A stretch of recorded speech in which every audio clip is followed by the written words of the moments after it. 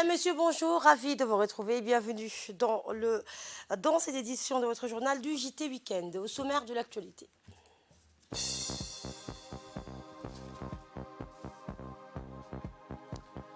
Un atelier d'information et d'échange sur le renforcement de l'apprentissage s'est tenu à Alissabi. Et dans l'actualité internationale, au moins 19 personnes ont trouvé la mort dans un accident en Ouganda. Bonjour et merci de nous accueillir chez vous. Le concours régional organisé par l'Institut Sahamiya Fondation arrive enfin à Djibouti. Des activités, des jeux de devinettes sont organisés au centre de développement communautaire de la capitale. Le CDC du quartier 5 a abrité la cérémonie de lancement officielle du concours. Eh bien, cette première édition du concours régional sur la langue maternelle avait débuté à la fin de l'année dernière. Et l'Institut a déjà organisé ce concours à plus de 17 villes de la Corne d'Afrique avant d'arriver donc ici à Djibouti. Les candidats composent leurs épreuves via une application mobile qui donne tout de suite le candidat son résultat dans le but de mener un concours avec la plus haute transparence. À la fin de ce concours, l'Institut donc va récompenser les lauréats de cette compétition avec 3 grands prix.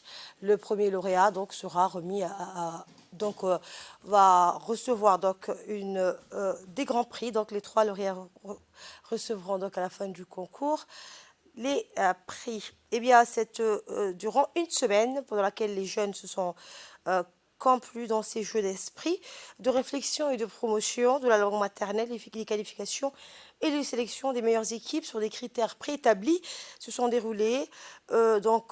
se dérouler donc dans le respect de l'agenda prévu. Ce genre de concours organisé par les centres de développement communautaire dans le cadre de la promotion des langues nationales a quelque peu contribué à inciter les jeunes à promouvoir eux-mêmes des langues maternelles.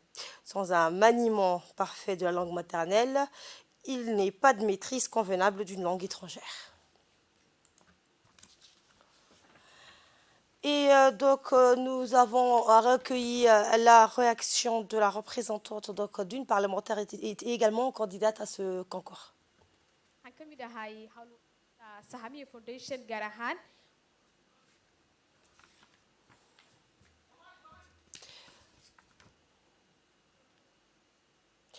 Et dans le reste de l'actualité, journée porte ouverte sur le jeu d'échecs dans le cadre des activités parascolaires. L'inspection de vie scolaire organisée aujourd'hui au collège de Sans-Fil. Une journée porte ouverte sur l'initiation au jeu d'échecs dans les établissements scolaires en collaboration avec le président de la fédération djiboutienne des jeux d'échecs, Yassine Suleiman Hassan. Eh bien, cette action s'inscrit dans la politique éducative prônée par le ministère de l'Éducation nationale, qui ne ménage aucun effort pour saisir les opportunités pouvant permettre aux élèves de renforcer les apprentissages scolaires. Grâce à la pratique des jeux d'échecs, les élèves pourront développer leurs capacités cognitives dans le perfectionnement de la mémoire, de la concentration, de la persévérance. Par la même occasion, ils pourront notamment améliorer leurs habilités sociales telles que le fair play et l'esprit de challenge. L'objectif principal de cette journée d'initiation au jeu d'échecs est de susciter la création des clubs de jeux d'échecs dans les différents établissements scolaires. Pour clore l'inspection de la vie scolaire, par le biais de son inspecteur, Amin Mohamed Hussein remercie sincèrement la principale du collège Sans-Fil, Mahdia Ismail Cher, pour l'organisation très réussie de cette journée dédiée aux échecs. Et notre équipe sur place a pu recueillir quelques réactions. Voici une réaction que vous aurez dans nos prochaines éditions. Atténuation des chocs et le relèvement de la population vulnérable, c'est sous ce thème que la Semaine nationale de la solidarité 2023 sera lancée officiellement demain au Palais du Peuple. Une occasion pour le gouvernement et en particulier pour le ministère des Affaires sociales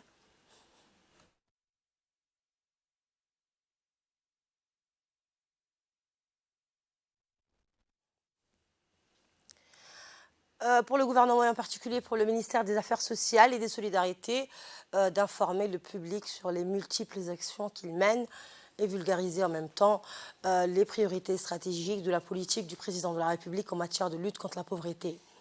Eh bien, la Semaine nationale de la solidarité est une initiative du chef de l'État et elle est célébrée chaque année depuis 2008. Ainsi, du 8 au 22 janvier 2023, les responsables du ministère des Affaires sociales et des solidarités vont aller à la rencontre de la population de toutes les régions de l'intérieur pour les écouter et faire un point sur les réalisations. Cette semaine sera axée sur les grands projets du gouvernement qui accompagnent et renforcent les capacités des plus vulnérables.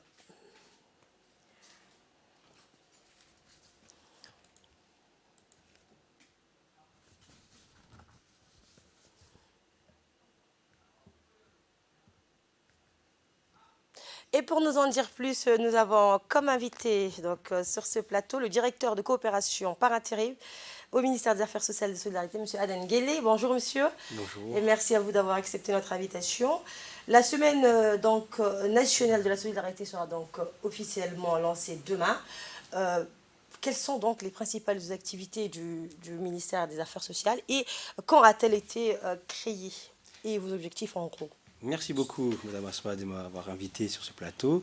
Donc, comme vous avez si bien dit, la Semaine nationale de la solidarité va débuter demain, le 8, jusqu'au 22 janvier.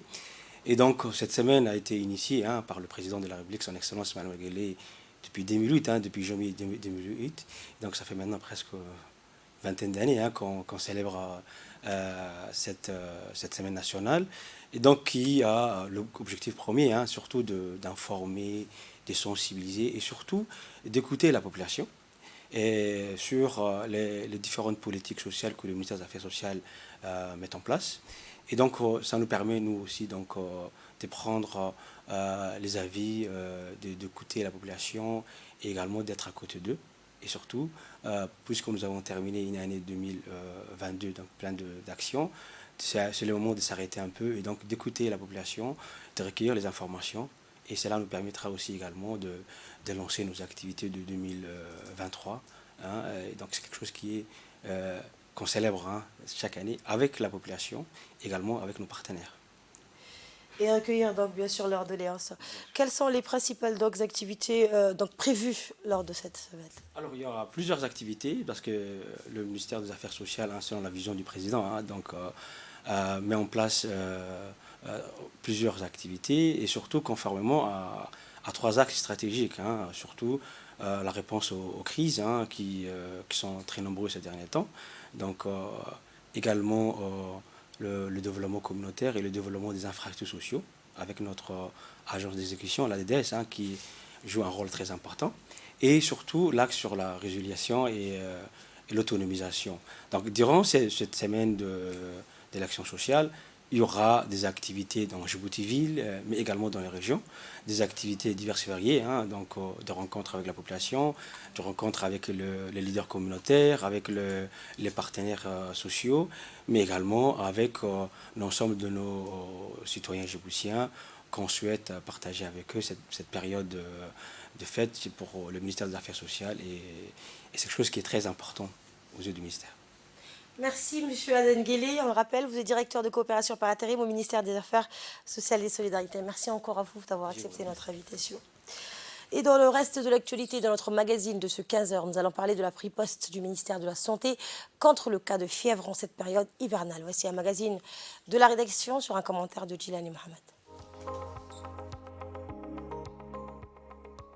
Nous avons effectué une immersion dans les urgences de l'hôpital général Pelletier afin de prendre le pouls de la situation épidémique du pays. En tête du peloton de notification des cas, on trouve le paludisme, la dengue et l'influenza A qui représentent plus de 80% des cas de fièvre enregistrés durant cette période hivernale au niveau des structures de santé. Dans les urgences, il faut noter que la gestion quotidienne de l'afflux de fièvre saisonnière est assurée pleinement parallèlement aux autres prises en charge en ambulatoire des pathologies médicales et chirurgicales. Et après 3 mois d'une riposte acharnée, force est de constater que la prévalence des cas de fièvre commence à s'estomper avec un net recul de plus de 40% à la fin du mois de décembre. Rappelons que de l'apparition du premier cas, le ministère de la Santé avait déjà pris les devants de la situation en mettant en place les dispositions nécessaires tant sur le plan préventif que sur le plan curatif. Pièce maîtresse de cette riposte et véritable pivot du dispositif médical, les techniciens des laboratoires ont mené avec professionnalisme les investigations et analyses pour connaître en temps réel le type de fièvre contracté par chaque patient pour définir en retour les traitements médicaux appropriés. Dans son intervention, le laboratoire du service d'urgence de l'hôpital Pelletier a précisé que le nombre de cas en baisse à la fin du mois de décembre. Auparavant, après l'analyse qu'il mène au quotidien, il a mentionné que dans le dispositif médical nécessaire, les techniciens ont mené avec professionnalisme l'investigation et toute analyse en temps réel. Parmi ces mesures, les urgences des hôpitaux ont donc bénéficié de l'augmentation des effectifs des personnels soignants ainsi que la dotation suffisante des médicaments et consommables en vue d'améliorer la capacité d'accueil et la prise en charge globale des fièvres à travers l'harmonisation des protocoles thérapeutiques.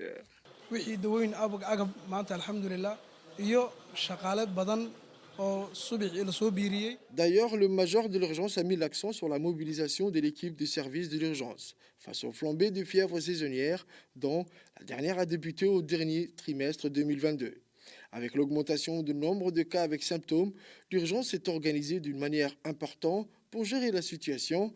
Il a rajouté que le nombre de soignants a été augmenté ainsi que la dotation suffisante de médicaments. Et enfin, il a précisé que toute l'équipe travaille d'arrache-pied. Toutes ces bonnes dispositions ministérielles ont donc servi de levier pour une riposte efficace contre ces flambées de fièvre et ces résultats probants ont été obtenus grâce aux actions à haute intensité qui ont été menées par l'UNSPD dans le domaine de la prévention notamment à travers les opérations de destruction des gîtes larvaires, la pulvérisation spatiale et intradomiciliaire, mais également la distribution des moustiquaires imprégnés. Environ 2 mois et demi, on a eu une recrudescence d'une fièvre. Cette fièvre était en grande partie expliquée par ce qu'on appelle la grippe. La grippe, mais on avait aussi, d'après prélèvement par l'équipe de l'UNSPD, on a vu qu'il y avait aussi la dengue. Chez nous, aux urgences de Pelletier, on remarque qu'il y a des cas de paludisme aussi. Du coup, si je résume les causes de la fièvre, la plupart des cas sont une grippe. En second lieu, il y a le paludisme. Il y a aussi quelques cas de dengue. L'organisation des services d'urgence avec l'équipe de la direction, c'est subdivisé en 3 parties, en ayant un œil très particulier sur le nombre de cas par jour. Au début de cet épisode, on notait par exemple, comme chiffre, un exemple, de 8h du matin jusqu'à midi, les prélèvements qu'on prélevait uniquement étaient environ 100 et 110, uniquement de 8h à midi. Actuellement, les chiffres ont baissé, on peut dire jusqu'à la moitié. On se retrouve, à titre d'exemple, à des chiffres de 50-55 cas de fièvre aiguë uniquement dans la matinée. Puisqu'il y a des cas de dengue, premièrement, il faut éviter tout ce qui est anti-inflammatoire et tout ce qui est corticothérapie. Ça, c'est la première des choses. La deuxième des choses, dès qu'une personne a une fièvre, il faut qu'elle consulte l'hôpital le plus proche pour se faire dépister du paludisme, parce qu'il y a pas mal de cas de paludisme. Et troisièmement, éviter de propager si vous avez des enfants ou des nourrissons à la maison en se lavant régulièrement les mains. En raison des récents pluies, les personnels soignants redoutent une reprise des cas de fièvre. À l'heure actuelle, et à l'instar des urgences périphériques, le service des urgences de l'hôpital général Pelletier est tout à fait mobilisé pour répondre à toute émergence de fièvre. Dans l'actualité également, le siège du Conseil régional d'Ali-Sébi a abrité durant 3 jours, du 3 au 5 janvier, un atelier d'information et d'échanges sur le renforcement de l'apprentissage de la lecture avec les chefs d'établissements scolaires, les associations des parents d'élèves et les comités de gestion des écoles de base. Ce projet s'inscrit dans le cadre de la composante 2 du projet de renforcement de la lecture dans l'enseignement de base, dont la mise en œuvre vient à l'Union nationale des femmes djiboutiennes.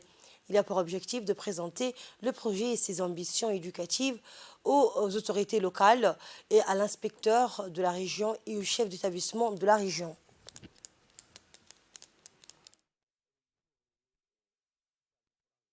ilaahay ku soo deji iyaaba inoogu filanba tusaale oo rasuulka calayhi salaatu wasalaam iqra' baa ilaahay ku yidhi marka iqra' waxay ka dhigan tahay.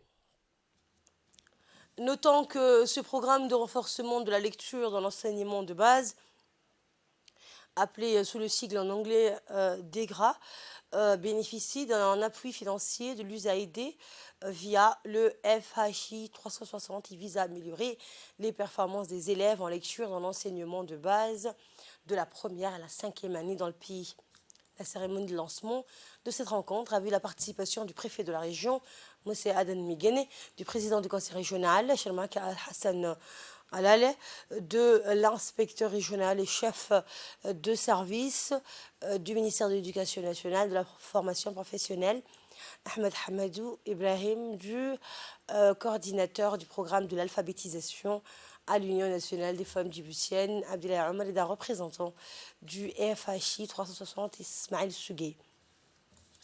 Eh bien, le représentant des pouvoirs publics dans la région, ancien professionnel de l'enseignement public, a souligné l'importance de cet atelier axé sur l'apprentissage de la lecture à l'école de base. Le renforcement de la lecture ne doit pas s'arrêter à l'école. Son accompagnement doit se poursuivre jusqu'au domicile familial avec l'encadrement des parents, a-t-il fait savoir. Extrait donc du préfet de la région d'Ali Sébié que vous aurez dans de prochaines éditions. Nous restons donc au sud du pays, à Dikil cette fois, où un atelier de formation à Dikil vers une surveillance accrue des maladies animales prioritaires sous l'égide du ministère de l'Agriculture. Le projet portant sur le renforcement des capacités et formation des agents auxiliaires pour les renforcements de santé animale est financé par la société allemande KfW a organisé durant 3 jours un atelier de formation sur les maladies animales prioritaires au conseil régional d'Ali Sébié.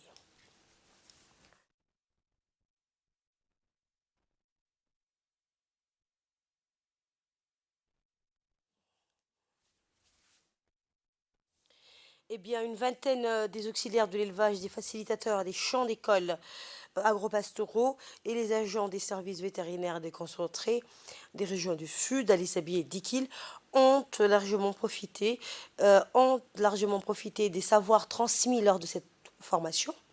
Dans cet atelier, 5 maladies concernant la République de Djibouti sur les 9 prioritaires ont été profondément expliquées aux participants.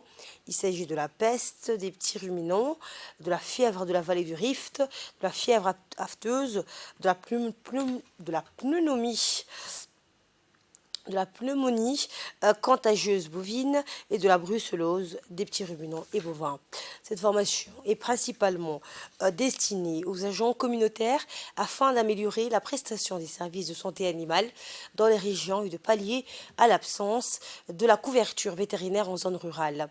L'amélioration de la prestation des services vétérinaires sera un atout pour protéger les actifs des éleveurs et mieux se préparer à faire face aux risques sanitaires.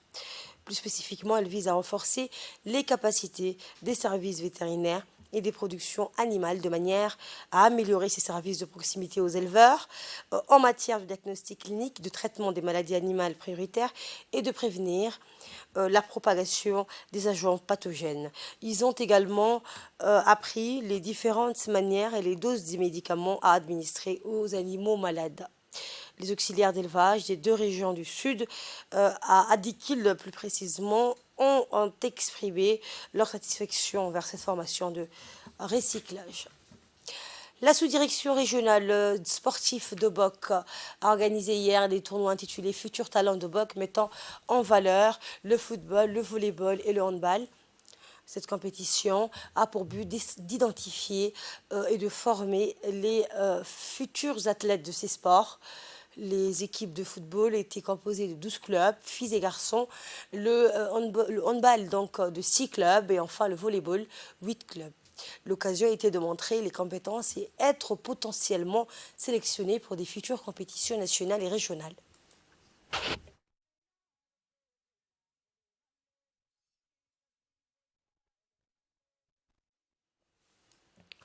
Et ce tournoi était organisé sous la participation officielle du préfet de la région, Abdelmalik Mohamed Benoïta, le président du conseil régional,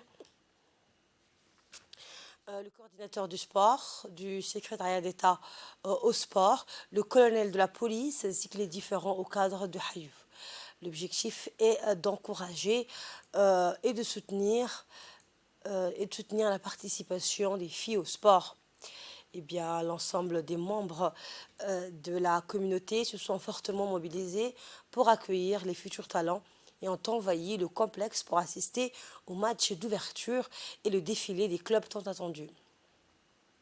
Un accueil donc témoignant de l'efficacité de la sous-direction dirigée par Ali Hassan Maïké, donc qui de passage remercie le préfet, le président du conseil régional et le président de la jeunesse de Bok.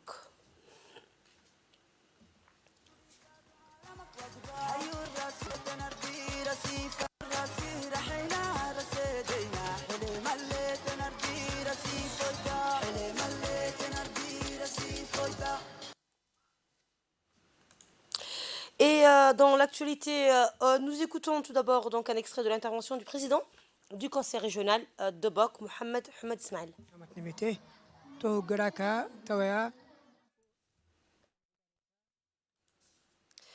En Ouganda, donc au moins, je vous le disais en titre, 19 personnes ont trouvé la mort dans un accident. Au moins 19 personnes ont été tuées, 21 blessées. La nuit dernière, donc à minuit, lorsqu'un bus est entré en collision avec un camion dans le nord du pays. C'est ce qu'a déclaré la police ougandaise. La tragédie s'est produite près de la ville de Kamdini, sur l'autoroute reliant la ville de Gulu au nord à la capitale Kampala, où le bus est entré en collision avec un camion qui déchargeait dans un centre commercial. Initialement, 16 personnes avaient été déclarées mortes, mais 3 autres victimes de l'accident admises à l'hôpital, donc d'Atapara, ont succombé à leurs blessures. C'est ce qu'a déclaré le porte-parole de la police régionale de Kyoga Nord. Et c'est tout pour cette édition de la rédaction. Merci à vous de l'avoir suivi. Très bonne suite de programme sur Télé Djibouti.